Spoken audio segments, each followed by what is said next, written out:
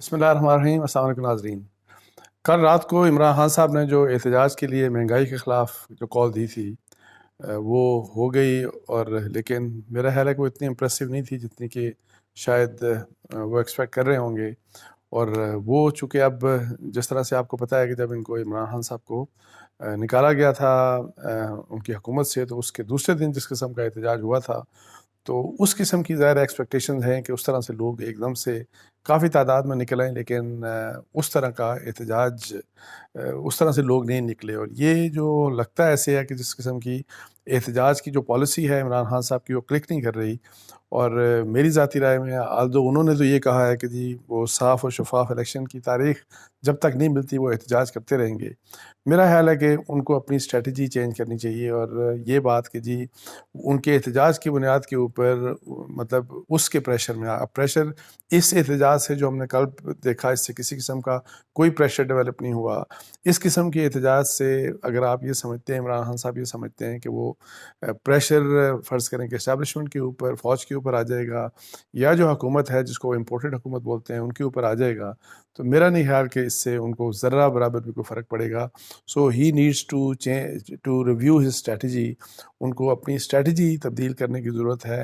اور میرا خیال ہے کہ اس میں آپ کو بتاؤں کہ اگر وہ بات چیت کے ذریعے یعنی کہ انگیج ہوں، جو کہ انگیجمنٹ سے میرا خیال ہے ان کے مسئلے حل ہو سکتے ہیں۔ اور وہ انگیجمنٹ ظاہر ہے جس قسم کے ان کے چینل ہیں، بجائے اس کے کہ آپ پبلکلی نیوٹرلز کو بھی آپ بار بار ہر روز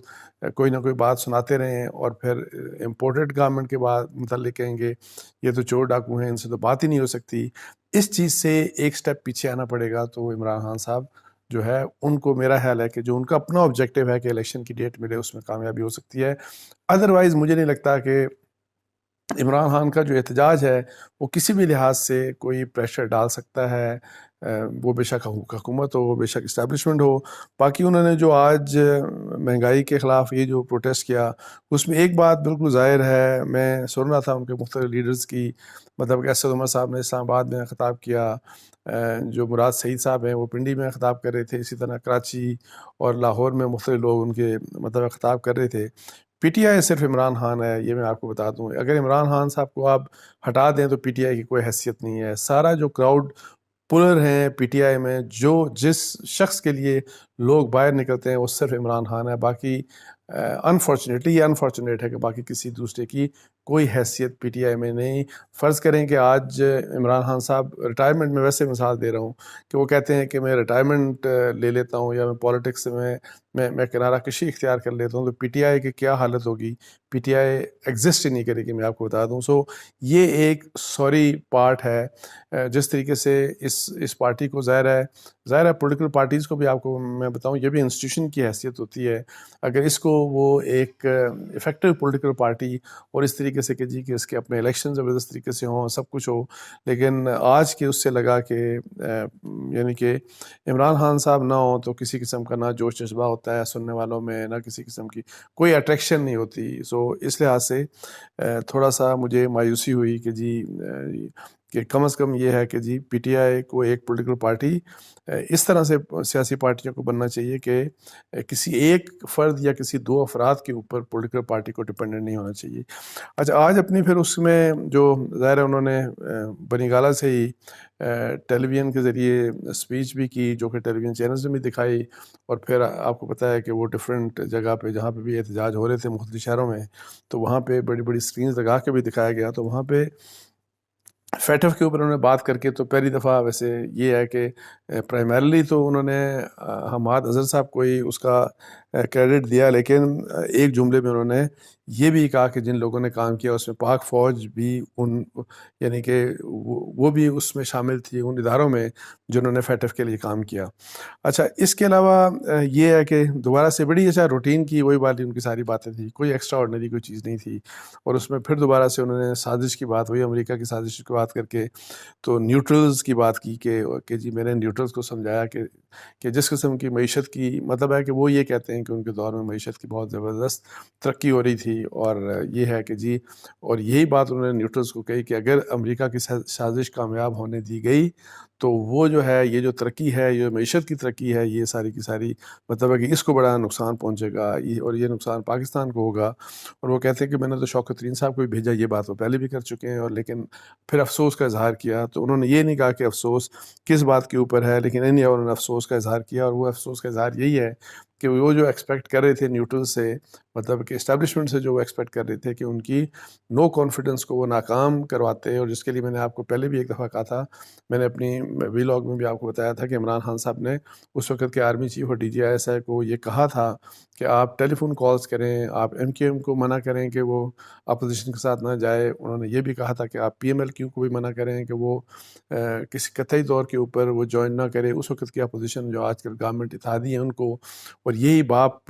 کی جو پارٹی ہے ان کو بھی، اور مختلف یعنی اس لحاظ سے انہوں نے کہا تھا کہ آپ اپنا ٹیلی فون کال کریں، ان کو انفلوئنس کریں، لیکن انہوں نے یہ بات کہا کہ ہم یہ کام نہیں کر سکتے، پولیٹیکل میٹر جو ہیں وہ آپ آپس میں خود مطلب ہے کہ سیٹل کریں، ایک دوسرے سے ڈسکس کریں، یہ کام ہم نہیں کر سکتے۔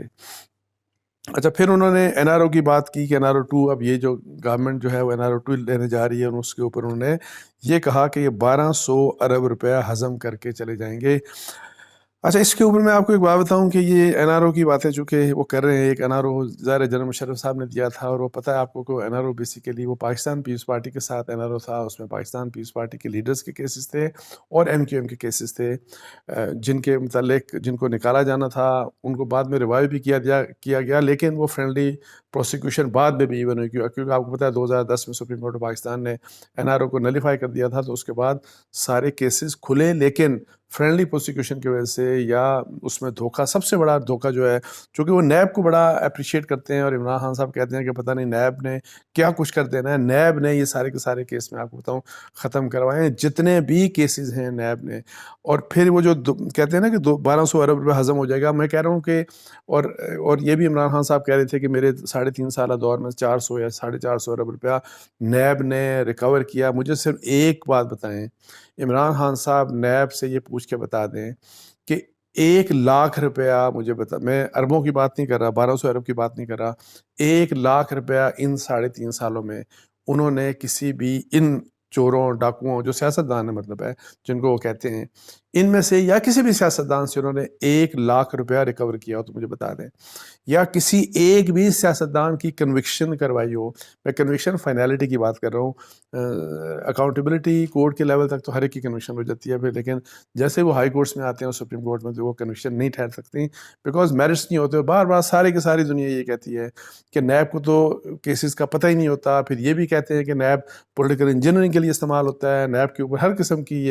یہ ہراس کرتا ہے، یہ ہاؤنڈ کرتا ہے بیوروکریسی کو بھی، پولیٹیشنز کو بھی، بزنس مین کو بھی، سب کچھ۔ تو یہ جو بات عمران خان صاحب کرتے ہیں نا کہ 1200 ارب روپیہ ہضم ہو جائیں گے، اگر وہ نیب کی وجہ سے ہضم ہو جائیں گے تو نیب کا، وہی میں چیلنج کرتا ہوں، مجھے بتا دیں کہ 1 لاکھ روپیہ 3.5 سال میں کسی بھی سیاستدان سے کوئی ریکور کیا ہو تو مجھے بتا دیں۔ نیب جو ریکور نیب نے جو کرتا ہے، نیب کے میں آپ کو اتنا بتا دوں، ان کے پورے آپ ہسٹری دیکھ لیں نیب کی 20-22 سالوں میں جتنا بھی، ایک تو یہ ہے کہ اس کے اوپر بھی کویسچن مارک ہے کہ وہ جو کلیم خود کرتے ہیں کہ جی ہم نے 800 ارب روپیہ، یہی تو فائنانس منسٹری پوچھ رہی ہے ان سے کہ وہ پیسہ کدھر ہے، ہمیں تو آپ نے 6 ارب روپیہ دیا ہے۔ یعنی وہ جو 3-4 سالوں کی بات کر رہے تھے جو چلے گئے اس وقت نیب کے چیئرمین کہ جی میرے اس دور میں پتہ نہیں میں نے 400 ارب روپیہ ریکور کیا، فائنانس منسٹری تو کہتی ہے کہ صرف 6 ارب روپیہ ہمارے پاس آیا ہے، باقی پیسہ بتائیں کدھر ہے۔ تو یہ اب ویسے آپ کو بتا دوں طریقہ واردات جنرلی نیب کی یہ ہوتی ہے کہ لوگوں کو، یہ سرکاری افسروں کو یا بزنس مین کو یا یہ جو ہاؤسنگ سوسائٹیز وغیرہ ہوتی ہیں ان کو وہ پکڑتے ہیں، اور ان کو پکڑ کے ان سے پیسہ، بہت سے لوگوں کو، سرکاری افسروں کو زیادہ بلیک میل کیا جاتا ہے کہ یہ اگر آپ نے نہیں کیا تو یہ کیس بنا دیا جائے گا، اس لیے اتنا پیسہ دے دیں تو ہم وہ پلی بارگین ہو جائے گی، یہ وہ جنرلی پیسہ یہ پلی بارگین کے اوپر یہ لیتے ہیں، جنرلی ایسا نہیں ہوتا۔ نیب ذرا بتائیں نا کہ کتنے لوگوں کی کنوکشن کروا کے انہوں نے کتنا پیسہ ریکور کروایا، آپ کو یہی پتہ لگے گا۔ جنرلی موسٹلی یہ پلی بارگین کے تھرو جو ہے نا، یہ وہی جو بلیک میلنگ ٹیکٹکس ہیں اس کے ذریعے لوگوں سے مطلب ہے کہ وہ ریکور کیا جاتا ہے۔ ایسا نہیں ہوتا کہ سارے کے سارے معصوم لوگ ہوتے ہیں، لیکن بہت سے معصوم لوگوں کو بھی وہ صرف اپنی عزت بچانے کے لیے، اپنی جان بچانے کے لیے کہ ہماری اب جان نہیں چھوٹے گی، تو کہتے ہیں ٹھیک ہے آپ پیسہ جتنا کہتے ہیں آپ لے لیں پیسہ ہم سے، اور یہ کام کر کے تو انہوں نے اس قسم کی پلی بارگین بھی کی بہت سی، لیکن ادروائز جنرلی یہ ہوتا ہے کہ ہاؤسنگ سوسائٹی ہے، اس کے خلاف کمپلینٹس ہیں، جن لوگوں کو انہوں نے پلاٹس دیے ان کو پلاٹس پر کے ملے یا نہیں ملے، وہ ان سے جو ہے ان کو بلا کے ظاہر ہے. اور یہ ویسے ایک پازیٹیو کام ہے، اچھا کام ہے. میں آپ کو بتا دوں نیب کا یہ کہ جی آپ کم از کم ان کے اوپر پریشر ڈال کے تو لوگوں کی جو کمٹمنٹس ہوتی ہیں، لوگوں کے ساتھ جو پلاٹ ہوتے ہیں ان کو پلاٹ دلوا دیتے ہیں یا پیسہ دلوا دیتے ہیں. یہ واحد کام ہے. لیکن اس میں یہ کہتا ہوں کہ ناانصافی نہیں ہونی چاہیے کسی سے بھی، ناانصاف. باقی ادروائز جن کے بارے میں جنرلی کہتے ہیں تو وہ میں پھر دوبارہ چیلنج کرتا ہوں عمران خان صاحب کو بھی، میں نیب کو چیلنج کرتا ہوں. نیب کے پورے 20 سال کی میں بات کر رہا ہوں کہ بتائیں کہ کتنے سیاستدانوں کو انہوں نے کنوکشن کروائیں، کتنے سیاستدانوں کی کنوکشن کروائیں. فائنالٹی کی بات کر رہا ہوں. اور کتنا پیسہ نیب نے سیاستدانوں سے 20-22 سالوں میں انہوں نے ریکور کیا. تو آپ حیران رہ جائیں گے کہ آپ کو کچھ نظر نہیں آئے گا. تو میں یہ صرف عمران خان صاحب سے کہوں گا کہ کاش میں عمران خان صاحب کی بات کر رہا ہوں، اس گورنمنٹ کی بھی. انفارچونیٹلی ہم جو ہے ابھی بھی نیب میں آپ کو بتاؤں نیب فراح خان کے پیچھے پڑا ہوا ہے. فراح خان جو بشریٰ بی بی کی سہیلی ہیں، اس لیے کہ جی کسی طریقے سے عمران خان صاحب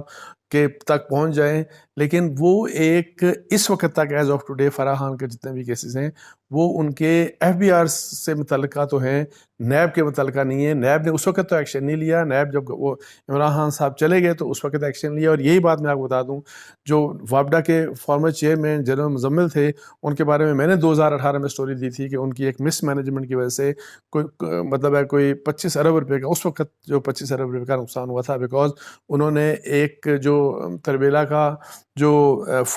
تربیلا 4 ایک پروجیکٹ تھا اس کی انوگریشن پری میچور کر دی تھی، جلدی کر دی تھی. تو یہ ایک مس مینجمنٹ غلط فیصلہ تھا اور اس کی وجہ سے جو نقصان ہوا، بہت وابڈا کو نقصان ہوا. اس کو اب وہ جب حکومت چلی گئی پی ٹی آئی کی، جنرل مزمل وابڈا چیئرمینس کے عہدے سے جب ہٹ گئے تو اب نیب نے ان کو میری اسی سٹوری کے سلسلے میں بلا لیا کہ جی یہ نقصان ہوتا، اس میں کہیں کرپشن اور کک بیکس کا کیس نہیں تھا. ہاں اگر کسی نے مس مینجمنٹ کیا ہے، کسی نے غلط فیصلے کیے ہیں تو وہ ایک الگ فورم ہونا چاہیے، الگ طریقے سے اس کو ڈیل کیا جانا چاہیے. ہر ایک کو یہ نہیں کہ جی ہاں اگر انہوں نے یا کسی دوسرے نے پیسہ وہاں سے کھایا، پیسہ کھا کے اپنی جیب میں ڈالا یا بینک میں یا باہر بھجوایا، تو یہ کام ہے نیب کا کہ وہ ایویڈنس لے کے آئے. اور یہ ایویڈنس جب نیب لانا شروع کر دے گی تو نیب اس دن کام مطلب ہے کہ اس لحاظ سے ایک صحیح واچ ڈاگ ہوگی، مطلب ہے کہ اکاؤنٹیبلٹی کی، اینٹی کرپشن واچ ڈاگ ہوگی. ادروائز میں آپ کو بتاؤں کہ اس نے کچھ بھی نہیں کرنا اور یہ پیسہ ضائع ہوتا ہے، قوم کا پیسہ نیب کے اوپر. اور میں کہتا ہوں کہ جو امینڈمنٹس کی ہیں، ایک تو یہ تمام کی تمام امینڈمنٹس تقریباً وہی ہیں جو مختلف ہائی کورٹ، سپریم کورٹس وقت مختلف ٹائمز کے اوپر کہتی رہی کہ جی اس قسم کی امینڈمنٹس ہونی چاہیے نیب کے لاء میں، بیکاز یہ ڈریکونین لاء ہے. لیکن میں یہ کہتا ہوں کہ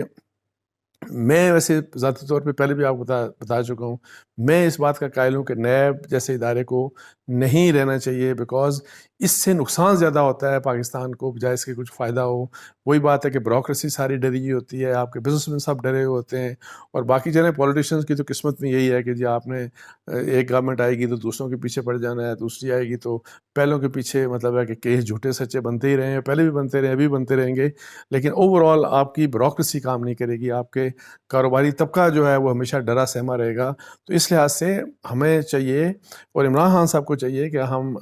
ہمارے اور جو ابھی کی گورنمنٹ ہے کہ ہمارا فوکس ہو کہ ہم کس طرح سے انسٹیٹیوشن بلڈنگ یہ ہوتی ہے.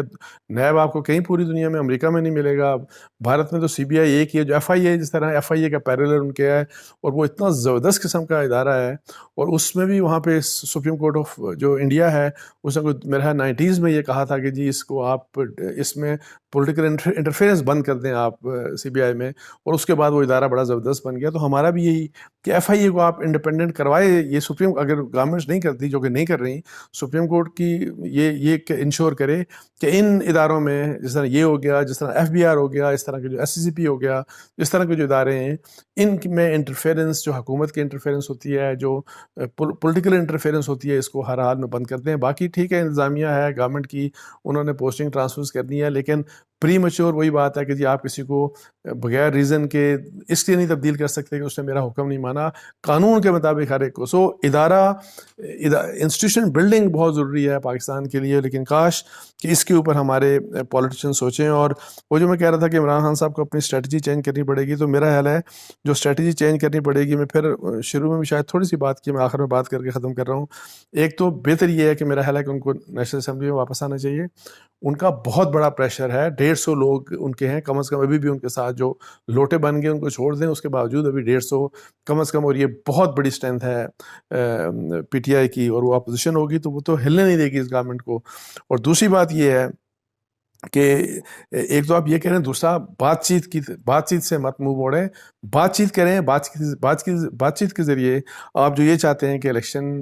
آپ کو مل جائیں، تو مجھے اس بات کا یقین ہے کہ اگر وہ انگیج ہوتے ہیں اور بات چیت سٹارٹ ہوتی ہے، ڈائلاگ سٹارٹ ہوتا ہے ان کا، حکومت کے ساتھ سٹارٹ ہوتا ہے، تو آپ ظاہر ہے بہت سی چیزوں کے اوپر آپ اگری کریں گے. اور جو نیشنل انٹرسٹ میں میرا خیال ہے کہ آپ ان چیزوں کے اوپر اگری کر کے ایک ساتھ مل کے تھوڑا سے وہ بہتر انسٹیٹیوشن بلڈنگ، جیسے میں کہہ رہا ہوں، جیسے میں یہ کہہ رہا ہوں کہ اکانومی کے اوپر چارٹر آف اکانومی، یہ جو اچھے کچھ کام ہیں، بنیادی کام جو ہیں وہ کر جائیں آپ، تو ساتھ ہی پھر آپ کے، میرا خیال ہے کہ اکتوبر میں پھر بھی الیکشن ہو سکتے ہیں. احتجاج سے کچھ نہیں ملے گا، یہ جو آپ جلسے جلوس کر رہے ہیں اس سے کچھ بھی نہیں ملے گا، اس میں مجھے کسی قسم کا کوئی شک و شبہ نہیں ہے. اور پھر حالانکہ مہنگائی بہت ہوئی ہے، اس کے باوجود دیکھیں کہ لوگوں کو خاص انٹرسٹ نہیں تھا. تو اس کے ساتھ ہی مجھے اجازت دیجیے. جزاک اللہ جی. السلام علیکم.